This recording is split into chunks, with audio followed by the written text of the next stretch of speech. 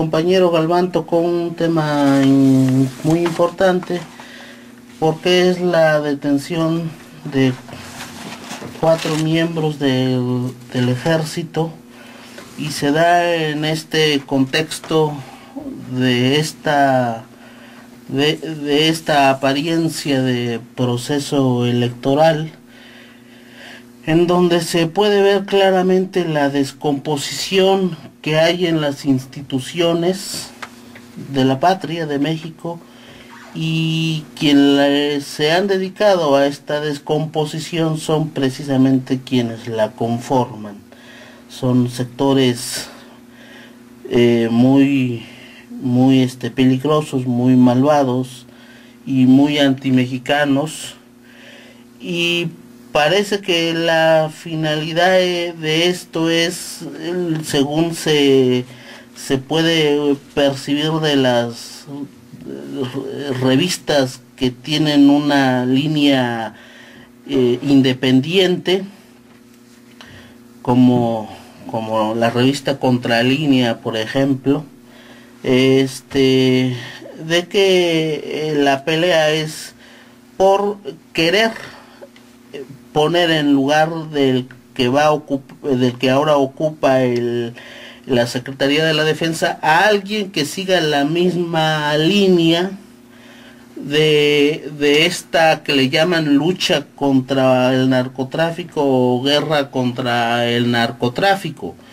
Y algo de lo que se vio en los medios de comunicación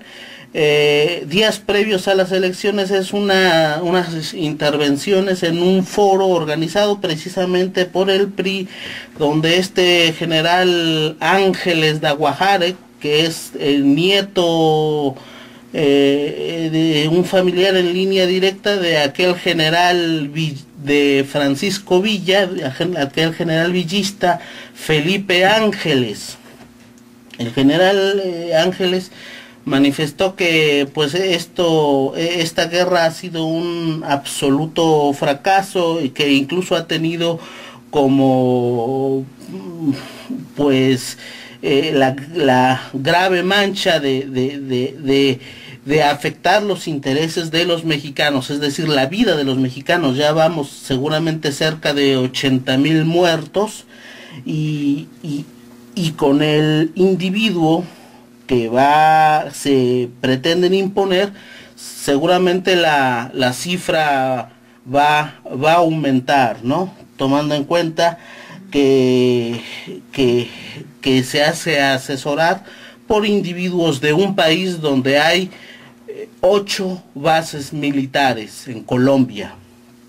Este individuo se llama Oscar Naranjo, que tiene verdaderamente negros antecedentes, y bueno, finalmente quien quede en el lugar del actual, que se apellida Galván, no me acuerdo ahorita de su nombre, bueno, estas detenciones se hacen en ese contexto precisamente, ¿no? Menciono nuevamente la revista Contralínea, que es verdaderamente una fuente, y que por cierto ha sido víctima de ataques muy graves a su integridad, a sus periodistas. Son periodistas muy valientes, que se caracterizan por ventilar los problemas fundamentales en todas partes del mundo. Igual voy a dar simplemente unos números de este nuevo asesor de Enrique Peña Nieto, y lo que nos esperaría en el caso de que finalmente se llegara a imponer. Dice: saldos de la gestión de Álvaro Uribe con Naranjo Trujillo en las labores de inteligencia: 32,348 personas desaparecidas, 3,084 ejecuciones extrajudiciales, 2,644 fosas comunes con 3,216 cuerpos, 2,412,834 personas desaparecidas, 57 defensores de derechos humanos víctimas de agresiones, asesinatos, amenazas, atentados, detenciones arbitrarias, torturas, uso arbitrario del sistema penal. 4.481 sindicalistas víctimas de agresiones, amenazas, asesinatos, desplazamiento forzado, detenciones arbitrarias, hostigamiento, atentados, secuestros, desapariciones, allanamientos ilegales y torturas. Esas son el pedigrí, digamos, de este individuo y bueno, esto es en el contexto precisamente de estas inconformidades, donde el pueblo está saliendo en todas partes de la República y del mundo a manifestar su justa inconformidad contra el regreso formal del priismo. Porque dicen que se fue, yo creo que siempre ha estado ahí. Aclarar, porque se relacionan. El primero dijo de 32.348 personas desaparecidas, 32.348, y 2.412.834 personas desplazadas, 2 millones.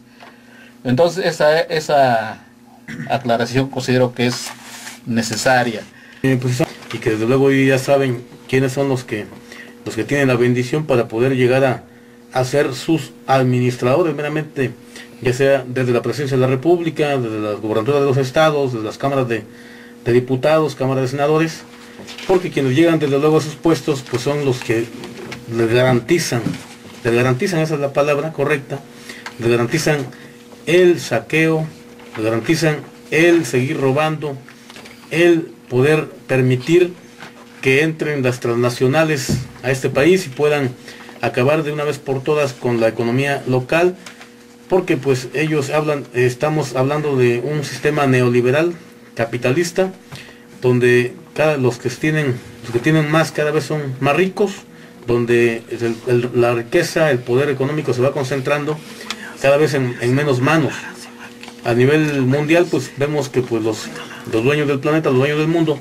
tienen en cada país a sus administradores, y en el caso de México no es la excepción. Vimos pues que ese llamado, esa reunión cumbre que tuvo lugar en Los Cabos, pues vino a apuntalar más que todo, pues a quienes ellos sabían perfectamente que les garantizaba sus intereses económicos, toda la explotación, el saqueo de las riquezas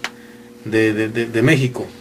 así como lo hacen en todos los demás países del orbe, en todos los demás países del mundo. Y por eso estuvieron aquí también representantes de los organismos internacionales, como es el Banco Mundial, el Fondo Monetario Internacional, el Banco Europeo, y todos estos organismos que manejan las grandes finanzas del mundo entero. Pues desde ahí que nuestra situación en México pues es una más de lo que sucede en otros países del orbe, de todos los países desarrollados y desarrollados, que ahora vemos que aún los países desarrollados, países europeos que están en una grave crisis económica derivada de este sistema perverso, de este sistema capitalista, donde pues no hay más que el poder del dinero, que lo controlan desde luego pocas familias a nivel mundial, a nivel global. Ya tenemos ahí los grandes banqueros como Rockefeller a la cabeza y otros más, que pues vienen siendo de sangre judía por lo general, que son los que tienen el control de este planeta. Entonces, pues qué podemos decir de quienes llegan ahora a gobernar México. Más bien no lo van a gobernar, van a administrar la riqueza, van a administrar los grandes intereses de estos poderosos, de los que realmente controlan al mundo. Los mismos gobiernos de las potencias mundiales, mismo Estados Unidos, los gobiernos de Estados Unidos están endeudados, o los estados están endeudados con estas oligarquías, estas grandes oligarquías que tienen el control económico de todo el mundo. De ahí que, pues ahora sí que todo lo que el manejo de la seguridad, de la justicia, de las finanzas, la economía, la educación, la salud, ni se diga, está bajo el control inmediato de estas oligarquías, y únicamente estos gobernantes supuestamente que llegan a tomar el poder, que no son más que meros administradores de estos superpoderes económicos, pues vienen únicamente a cumplir con los lineamientos que les dan en el Banco Mundial, en el Fondo Monetario Internacional. Son los que marcan esos lineamientos de cómo este gobierno supuestamente en mexicano en este caso hará o controlará la educación, la salud, la seguridad nacional, y de ahí que pues lo que se comenta por los compañeros, que estos militares de altos grados, altos rangos, pues están siendo perseguidos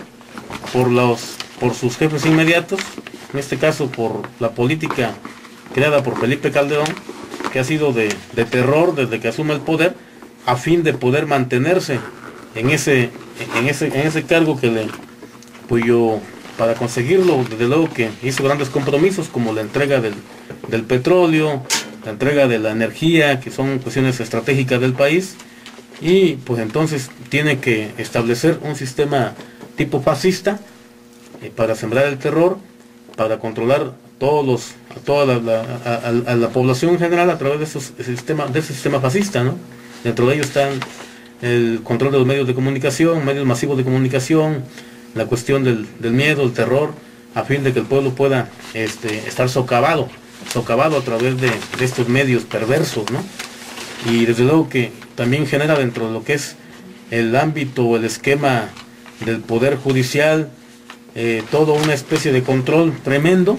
que de ahí pues nosotros muchas veces hemos dicho, y con bases, con fundamentos, como quien está a la cabeza de este poder judicial, en este caso en México, a nivel federal, a nivel estatal, tienen el control de la Suprema Corte. Los ministros de la Suprema Corte, lo hemos dicho en muchas ocasiones, no son más que puros meros operadores del derecho, pero que tienen una línea desde luego tendida por el Poder Ejecutivo, por los senadores, por los diputados, a los que se deben, porque pues eso ellos los nombran, ¿no?, como ministros, y no son más que, pues ahora sí que como su nombre lo dice, la Suprema Corte, la tremenda corte, la cortesana del rey, que se debe a esos grandes poderes, pero esos poderes a su vez son controlados por la oligarquía nacional e internacional, y de ahí que no podemos tener o hablar de una justicia a favor del pueblo, sino más bien cuando se trata de asuntos de trascendencia nacional o internacional, esta justicia, entre comillas, es desvirtuada, es conducida de acuerdo a los fines, de acuerdo a los intereses de quienes tienen el control político y económico en este país. Lo hemos dicho en muchas ocasiones, las resoluciones de trascendencia en México, como es el caso de la guardería ABC, del caso Atenco, caso Oaxaca, ¿qué salida, qué resolución dieron al respecto? Estas resoluciones jamás van a afectar a los administradores, a los titulares, a los gobernadores, que son casi príncipes en este país,